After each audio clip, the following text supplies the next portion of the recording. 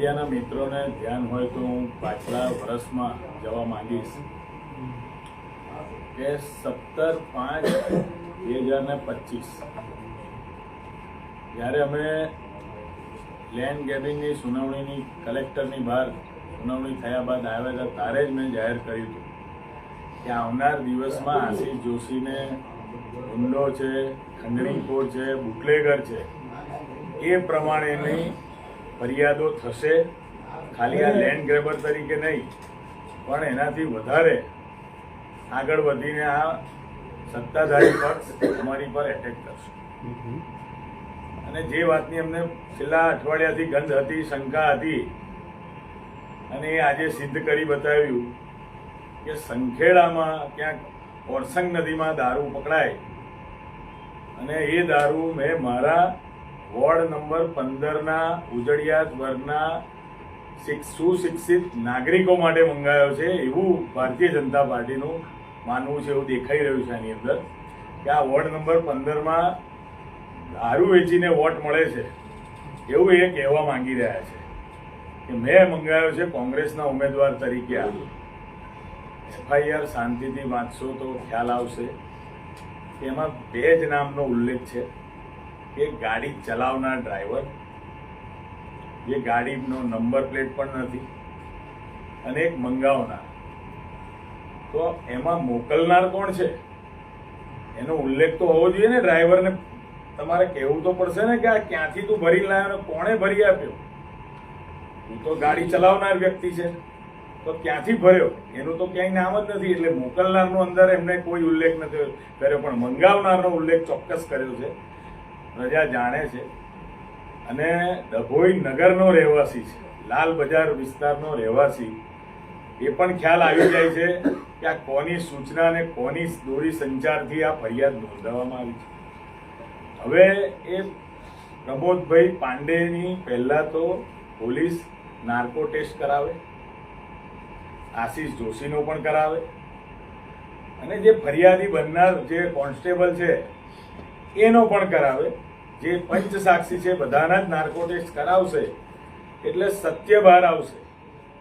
Police તંત્રમાં તાકાત હોય તો પહેલા નાર્કો ટેસ્ટ કરાવે, અને નહીં કરાવે તો આ આશીષ જોશી હાઈકોર્ટ અને એના પછી સુપ્રીમ કોર્ટ સુધી જશે કે પહેલા મારો નાર્કો ટેસ્ટ કરો, ફરિયાદીનો કરો, ગાડી ચલાવનારનો પણ કરો કે ક્યાંથી એને ભર્યો ને કોની સૂચનાથી ભર્યો, આશીષ જોશી એને કેટલા રૂપિયા આપ્યા આ વસ્તુ લાવવા માટે, ક્યારે ચૂક્યા.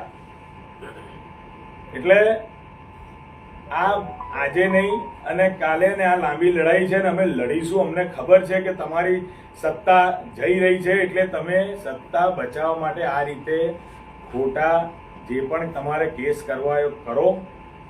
એનાથી હું કે મારા ઉમેદવારો કે મારા વોર્ડ વિસ્તારની જનતા કોઈ જાતની વિચલિત થવાની નથી. મોટા ભાગના તમામ નાગરિકોના મેસેજ અને ફોન આવી રહ્યા છે કે અમે તમારી સાથે છે. એનાથી મને એનર્જી મળે છે. મારા 3 બીજા સાથી ઉમેદવારોને બી એમને હિંમત મળી છે કે અમે લડવા તૈયાર છે. તમારામાં તાકાત હોય તો હવે ખાલી એટલું જ બચ્યું છે કે હવે તમે હેક કરી લો, EVM અને થપ્પા તમે જ મારી લો, લઈ જાઓ. તમને જો જીત જ જોઈએ છે, તમારે લોકશાહીનું ખૂન જ કરવું છે, તો કાલ સવારથી તમે તમારા તંત્રના માણસો બધા બટનો દબાવજો અને તમે જીતી જાઓ. જે પ્રમાણે તમે અમારા 2 ઉમેદવારને બિનહરીફ કરીને રૂપિયા આપીને લઈ ગયા એ પ્રમાણે તમે હવે આ વોર્ડ 15ને પણ તમારા હસ્તક જો રાખવો હોય તો તમે આ પ્રમાણે પણ કરો. FIR થી કશું થવાનું નથી. હું આજે કાલે મારા મત વિસ્તારમાં ફરવાનો જ છું. તમારામાં તાકાત હોય, તમારે જે કરવું એ કરો, આવો અને પકડો. આશીષ જોશી ખુલ્લા મેદાનમાં વોર્ડ 15ના મત વિસ્તારમાં સોસાયટીએ અને બૂથ મેનેજમેન્ટમાં અત્યારે કામે લાગેલો જ છે. હું તંત્રને અને જે પણ કોઈ સાંભળતા હોય એ સાંભળી લેજો કે આ તમે ઘર ભૂલ્યા છો.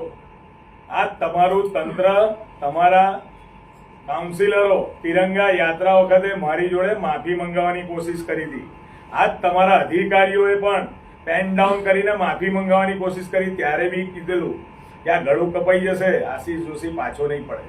એટલે આમાં કોઈ શંકાને સ્થાન નથી કે અમારા મત વિસ્તારના નાગરિકો કહી ચૂક્યા છે કે અમે તમારી સાથે છે, અમે જાણી રહ્યા છે તમે સાચા છો, અને એ સત્યનો સાથ આપનાર જોડે વોર્ડ 15ની આખી જનતા છે, વડોદરા શહેરના નાગરિકો પણ જોઈ રહ્યા છે કે તમે હવે હવાત્યા મારી રહ્યા છો.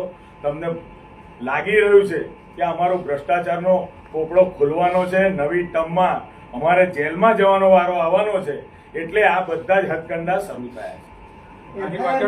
કેટલાનો દારૂ પકડાયો છે અને આરોપી તરીકે કેટલાનું નામ છે આપનું? બધું થઈને કંઈક વધારે મેં તો વાંચ્યું નથી, પણ એમને લખવું હોય તો કરોડોનો લખી શકે છે, પણ 4-5 લાખનો છે મુદ્દામાલ સાથે, અને ફક્ત ગાડી ચલાવનાર છે એમાં, અને મારું નામ છે કે આ ભાઈએ મંગાયો છે. બરાબર છે.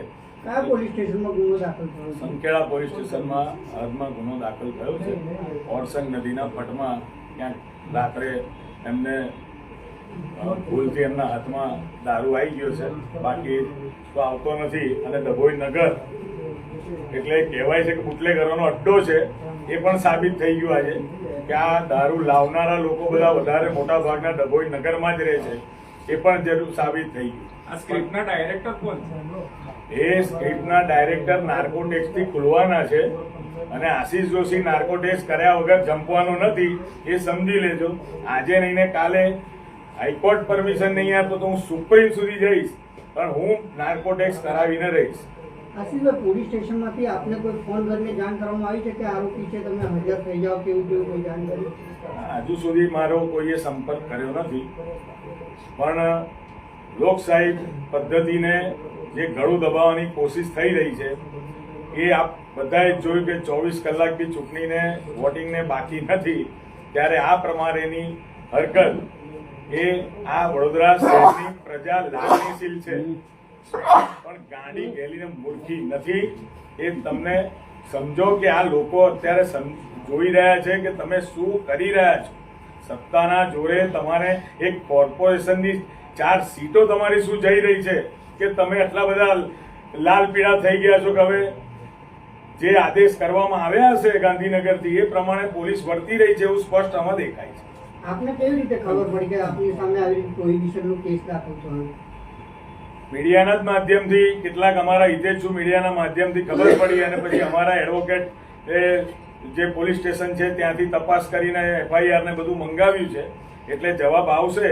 અને એમ એ રીતે એમાં ખોટા પુરાવા ઉભા કરવામાં આવી રહ્યા છે કે જે આરોપી છે ડ્રાઈવર, એમણે ગુરુવારે રાત્રે 8:25 અમને ઇનકમિંગ કોલ કરેલા છે, જે અમે ઢોલ નગારા અવાજમાં સાંભળી નથી શક્યા 8 સેકન્ડનો, અને 16 સેકન્ડમાં કોઈ વાતચીત થઈ નથી. પણ અમે કોઈ કોલ સામેથી આ વ્યક્તિને આ નંબર પર કર્યા નથી. ફરીથી મેં આખો મોબાઈલ ચેક કર્યો ત્યારે વોટ્સઅપ પર પણ 2 મિસ કોલ છે આ જ નંબર પરથી, જે નંબર આરોપીનો FIR માં દર્શાવ્યો છે. એટલે ખોટી રીતે પુરાવા ઉભા કરવા માટે પણ પોલીસે પૂરેપૂરી તૈયારી બતાવી છે.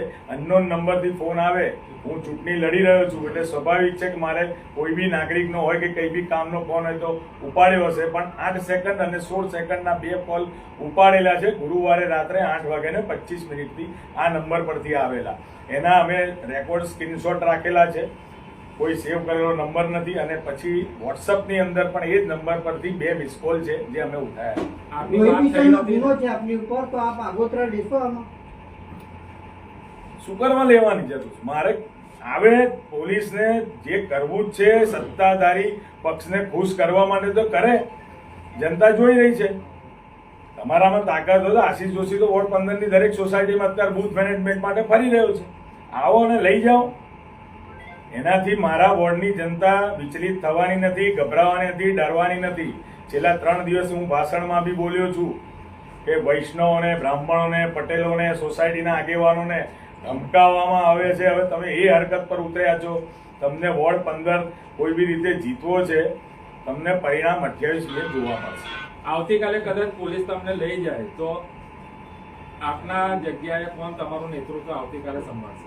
મારા વોર્ડની જનતા જ સંભાળવાની છે, મારે જરૂર જ નથી નેતૃત્વ સંભાળવાની. અત્યારથી જ એમણે કહી દીધું છે અમે તમારી સાથે છે. ચાલો, થેન્ક યુ. ઓકે, ચાલો.